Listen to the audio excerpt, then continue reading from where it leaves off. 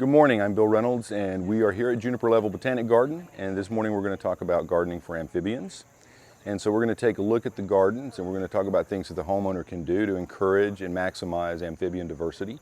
Amphibians include salamanders, newts, frogs, and toads. So we're going to talk about some of the habitats, some of the requirements, some of the things these animals need, and things the homeowner can do to encourage them. So we're going to take a quick walk through the garden and talk about amphibians. One of the first things you'll notice as we walk through many of the gardens here at Juniper Level, there is minimum lawn, lots of different levels of plants. So we have understory, we have shrubs, and we have trees. Most amphibians require water, humidity, and preferably not direct light. Although lawns are popular, lawns are not good for amphibians. And there's a number of reasons. One, they don't offer adequate habitat, so there's no real place to hide. It's often full sun. The insect diversity is very low, and lawns often require a lot of fertilizing, a lot of maintenance, a lot of chemicals, and amphibians, having very moist and sensitive skin, are extremely sensitive to chemicals. So things that we put on our lawns, herbicides, insecticides, and even fertilizers, are actually quite toxic, and even more so to amphibians. So in many respects, amphibians are the canary in the coal mine when you're looking at the health of a garden or an ecosystem. So as we walk through the garden, we're going to talk about some of the pros and cons, the things amphibians need, and some of the things that probably are not going to be favorable.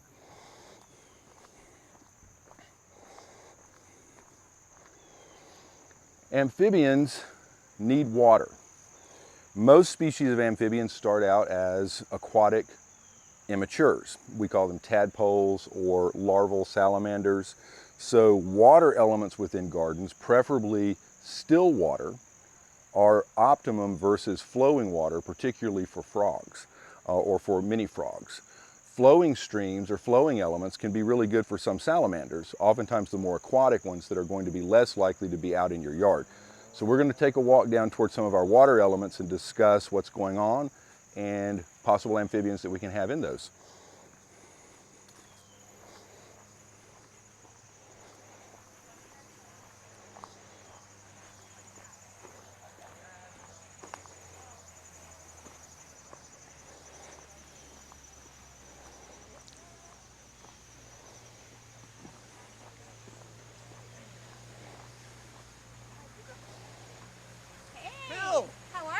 Good, how are you doing? Haven't seen you in forever. We're talking about gardening for amphibians.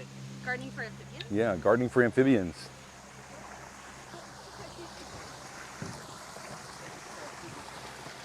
Here we have a water element, a creek. This is an artificial stream or creek. We do have a number of salamanders that you can find in this creek, and if you notice, the water's flowing pretty rapidly. Now for many amphibians, like some of your frogs, there are a few frogs that like good flowing systems like this, but for things like toads and tree frogs, a flowing system like this is a little bit difficult for them to breed, of course for their eggs, because their eggs are going to get washed away, and even the small tadpoles, which would have to fight a pretty strong stream. The salamanders, they oftentimes go into the leaf litter or the rocks, so they're able to hide, and so a flowing system like this is really good for some salamanders. You'll also notice as you look around the garden, we have accumulated organic matter that includes mulch, pine straw, leaves. This offers cover and also helps to retain moisture and humidity at ground level. Amphibians often require places to hide. So the more places to hide that you can offer in your yard, along with shade, minimalized lawn, again, you're going to increase the potential for amphibians such as frogs and toads in your yard. Adding things like logs and rocks, and if you look and see, we have rocks that are along our creek here, but you can also add these rocks and logs to gardens that are in your yard, kind of in shaded areas, maybe along greenways or in kind of wooded areas, to maximize places where amphibians can hide.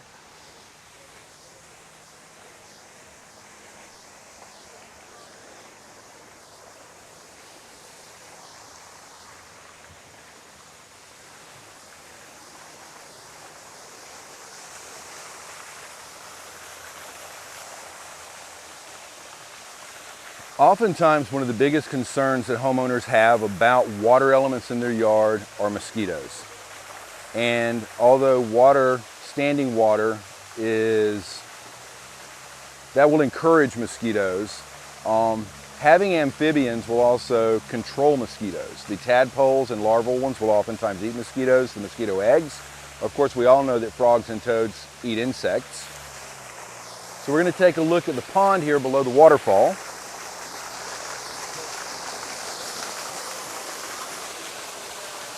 You can join us. The pond here, it's pretty deep. It's a couple to 3 feet deep. It has a lot of accumulated organic matter in the bottom, and I know for a fact that this has quite a few salamanders because on a number of occasions we have cleaned it out, used the rake to pull things up, and that waterfall allows oxygenation. And oxygenation is really important for many of these things because they either breathe with gills or they breathe through their skin. So oxygenated water is really important for amphibians. Water with low oxygen content isn't going to really be healthy for many amphibians. Although some tadpoles and things can come to the surface and they can gulp air, you're going to want aerated water and you're going to want relatively clean water. And again, going back to chemicals, herbicides, insecticides, fertilizers, they are counterproductive for amphibians because they are toxic. If they don't kill the animal, they can cause deformation and they can certainly affect the reproductive potential and rate. So you're going to have fewer successful reproduction or less successful reproduction. Water features for amphibians don't have to be large. And many of the big box stores sell pond inserts that are anywhere from half the size to maybe the size of a kiddie pool. Those are good. But when you're going to put a still water element, you can always add pumps and things for some circulation, but you're also going to want to add aquatic plants. And one of the reasons you're going to want to add aquatic plants, the aquatic plants are going to offer cover and protection. They're also going to offer shade. And aquatic plants will also help to purify and clean the water.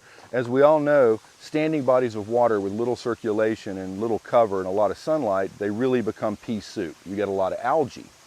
Plants like cattails, things like irises, lilies, lily pads, things like that, they're aquatic plants. You can actually plant those in clay pots and you can immerse them into your aquatic system. They will pull a lot of those nutrients out, which will help keep the water clear as well as oxygenated and clean, which is something many amphibians are going to want. We're going to take a look at our sunken pond here at Juniper level. It's pretty large, it's certainly larger than what most people would put in their yards, a little bigger than a swimming pool.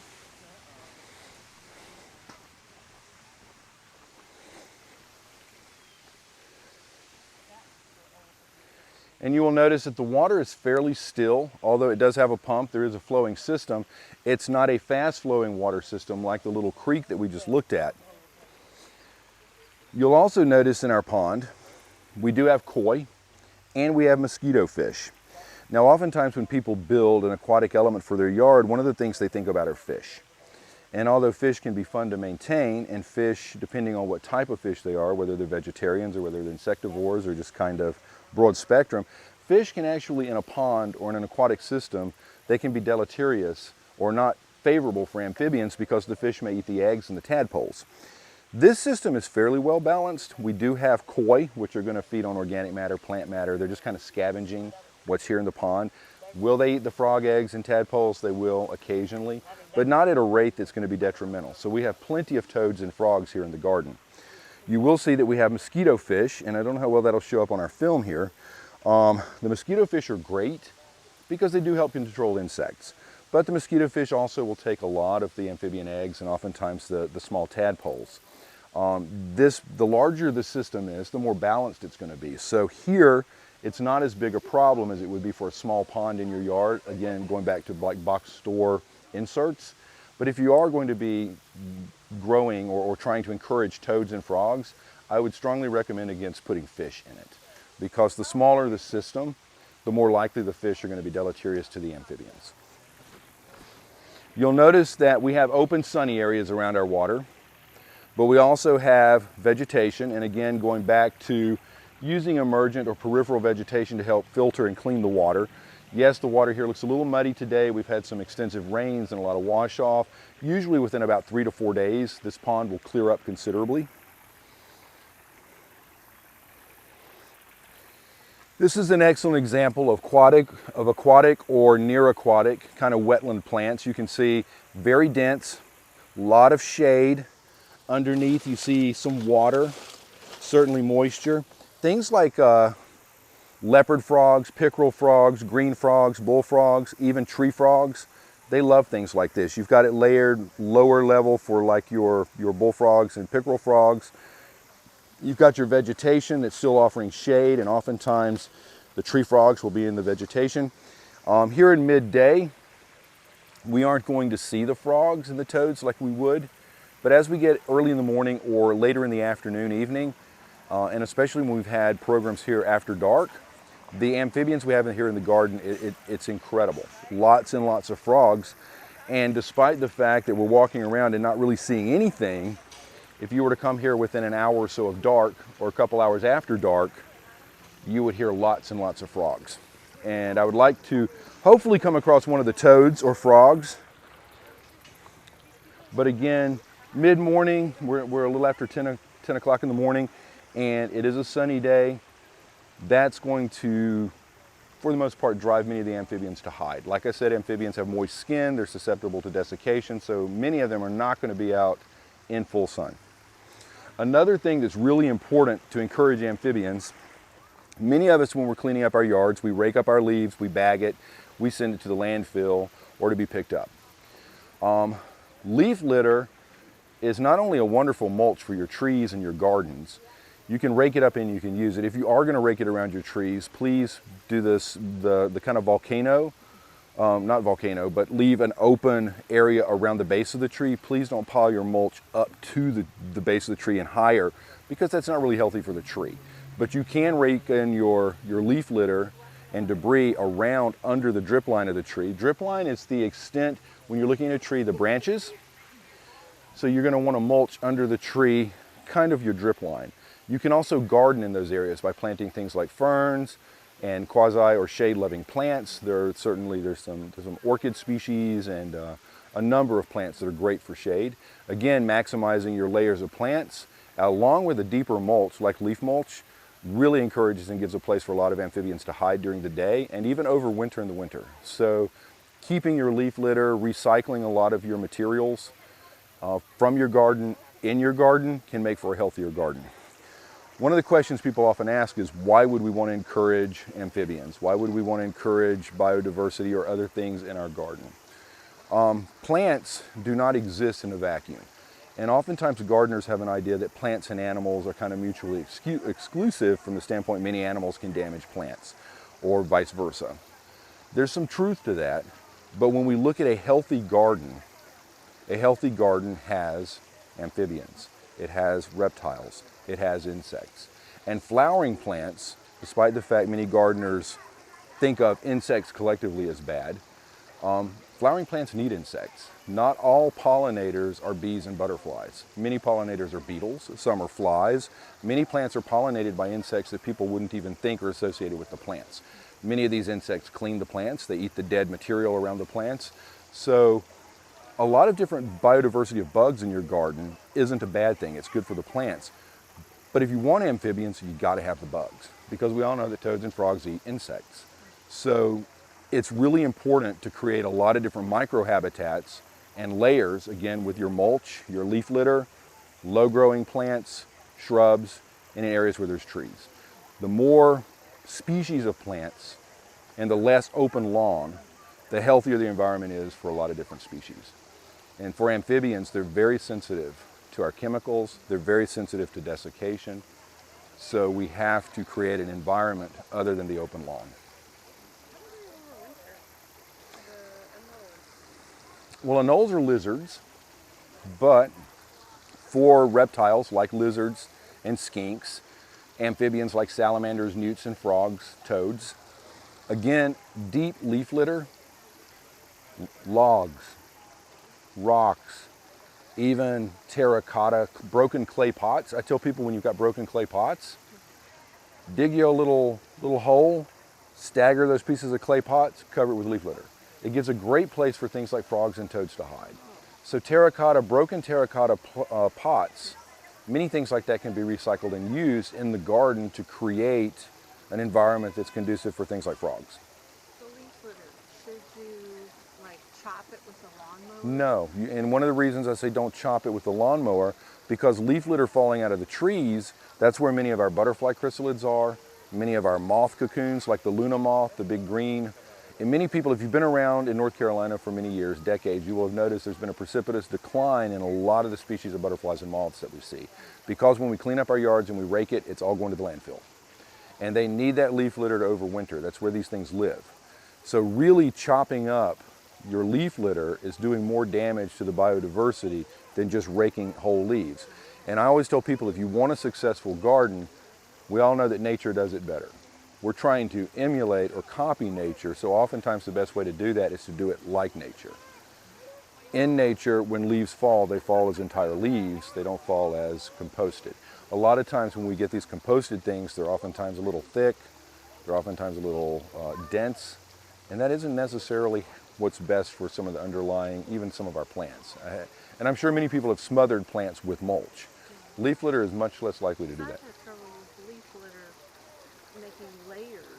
It does. And then And it's got really aeration. Dry, and the water, having trouble with the water going through. What I've seen really with leaf litter is that the ground level usually stays more moist with leaf litter, and so the ground layer itself doesn't really get that dry. Yeah, it doesn't.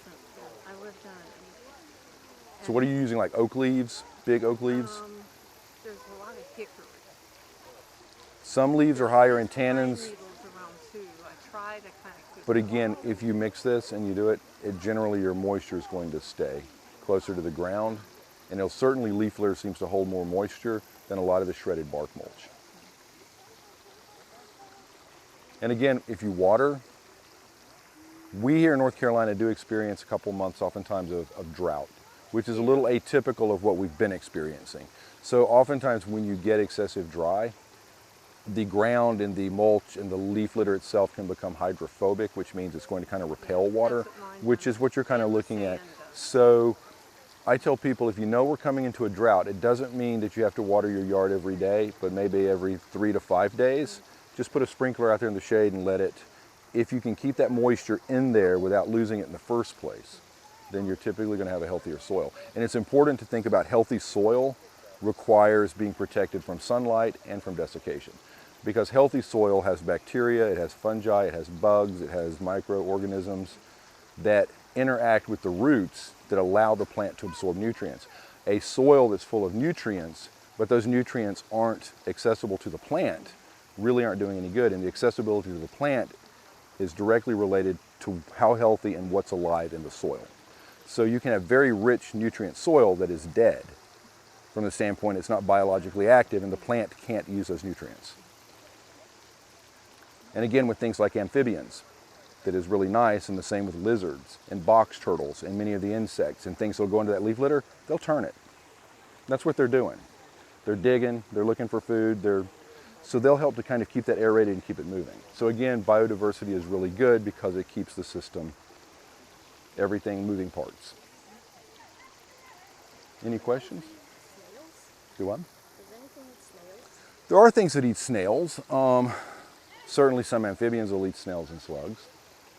And there are box turtles.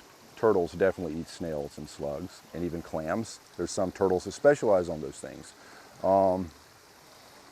There are even some snakes that will eat slugs. The little brown snake that a lot of times people find when they're raking or they're moving, they'll find the little snakes that are maybe about a foot long. They're kind of a peachy, tan brown, have a little black collar near the head. Those oftentimes eat slugs and earthworms. So they definitely eat little slugs. That's the decay snake or brown snake, northern brown snake.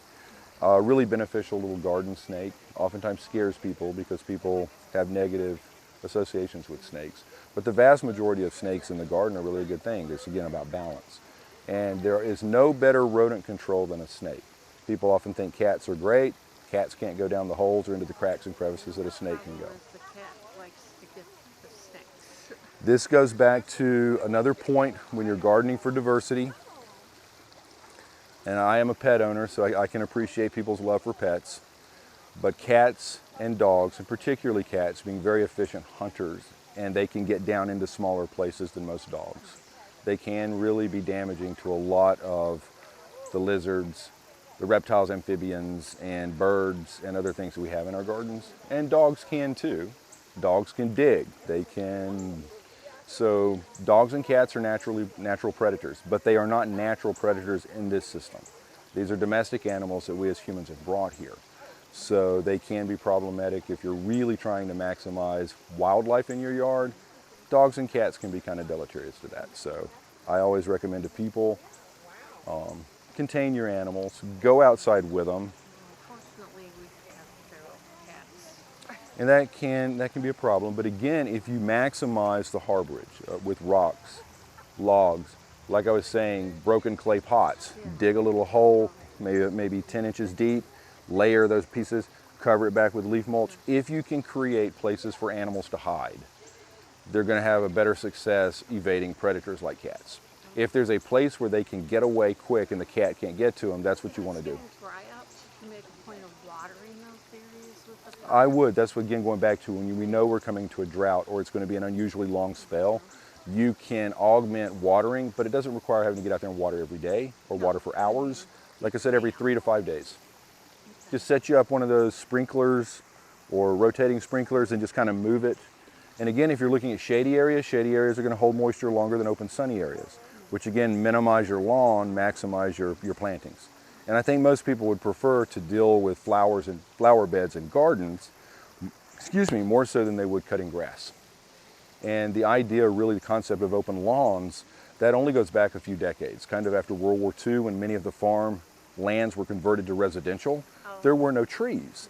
So grass was a wonderful idea to keep the soil down to prevent erosion by wind or water. But over time now, the mindset has become that the lawn, the open lawn, is the standard, when really the open lawn was a temporary fix to a problem. So if you go back and look at older gardens were more like this and less open lawn. And open lawns can be expensive. Again, you're looking at chemicals, you're looking at time, you're looking at lawnmowers, and there are ways you can minimize that. So I think that lawn has a place in the yard. It just doesn't need to be the yard. It can be your walkways, your paths, or an open area in the middle of your yard where you can enjoy sunlight and get out and not be in the garden. But it certainly would minimize the amount of time you spent with it and the expense. I'm working on it. I'm working on it too. I'm trying to convert mine mostly to prairie. I'm working on a pollinator garden. And see, with a pollinator garden, it's great because you can take rather large expanses of your lawn and you can get your little brick pavers and make your walkways through it so you can access in it without having, a machete to get through. But at the same time, minimize the amount of grass that you have. And at the same time, have an area that would be good for frogs and toads and lizards and certainly your pollinators, your bugs, your butterflies, and your caterpillars. And again, it's about life cycles.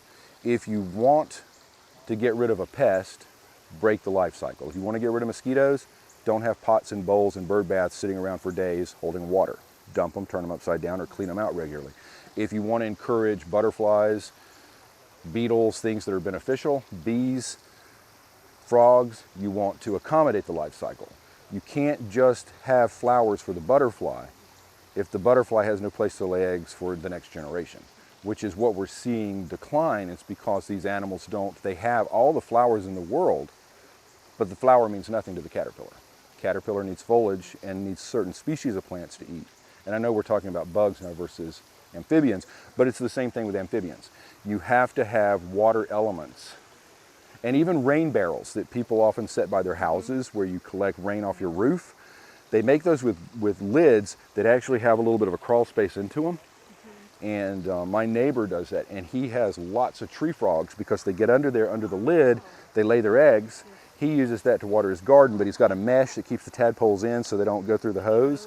But he's constantly raising tree frogs in his rain barrels. So even they have a place to hide, they're safe from predators, there's no fish, there's no algae because it's covered, but you're raising amphibians. So if you want frogs and toads, you have to have that life cycle. If you want the beneficial bugs, you have to have the life cycle. So a garden has to be diverse to accommodate all of those things. Otherwise, you just have basically a road stop. So these things will come through your yard but leave. Would there be any way to do like a small pond There are And lots of ways. Incorporated with a carnivorous bog? Yes, it is. And there's certainly online resources. Okay. There are also landscape companies, but really easy things. And again, many box stores, they sell pond inserts, they sell liners. So if you have your pond insert, and then you can have your water element, then you can have your liner, fill that with peat and sand so you can have your bog around your pond element, have your plants in your clay pots or in your pots immersed in the pond element to help with that water. You can also get things like little giant pumps. There are pumps that you can use that can circulate. How would you get the water into the bog? Well, what I'm saying is if you have a liner, Yeah. then it should hold water. Okay. And you can also, where your pond is, your pond overflow. You're not going to want the pond level with the bog because you're going to get washed into the pond. Okay. So if your pond is up and your bog is kind of angled, so you get you overflow. So when you're refilling your pond, it'll overflow into your bog. Okay. And see, we've got kind of here's a situation over here, a little more complex than probably the normal homeowner, but we've got our creek up here. The water from the pond is being pumped up here to the waterfall to the creek. Here's your creek. Most of it's flowing this way into this pond. You see you've got an overflow reservoir here that'll go into the next pond. Oh, okay. And if that pond fills up, it will flood over into our bog. But you can come this way and look. Most of our water is going this way, but we have water that backs up and it goes into our bog. So you don't want it all entirely the same level because you don't want your bog to wash into your pond. But you want, whenever your pond overflows, basically a rain garden, you want that excess water to go to your bog. Okay, so you got your pond, your bog is kind of on the side, so the water drains out of it? It drains out of the pond into the bog. And if you wanted to refill your pond or add more water to your pond, you just overflow your pond into your bog. But then where does it go from the bog so it doesn't get...